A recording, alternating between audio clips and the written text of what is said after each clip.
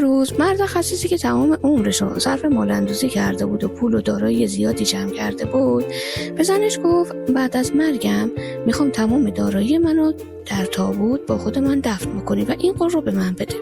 زن این قول رو به همسرش داد. بعد از چند روز مرد خسیس دار فانی رو ودا گفت. وقتی ماموران کفن و دفن مراسم مخصوص رو به جا آوردن و خواستن تابوت رو داخل قبر بگذارن، همسرش گفت صبر کنی من باید به وصیت شوهرم عمل بکنم. من این صندوق رو باید در کنار همسرم در داخل تابوت بگذارم. دوستان اون مرحوم که از کار همسر متعجب شده بودن به اون گفتن واقعا حماقت کردی و داری به وصیت همسرت عمل میکنی.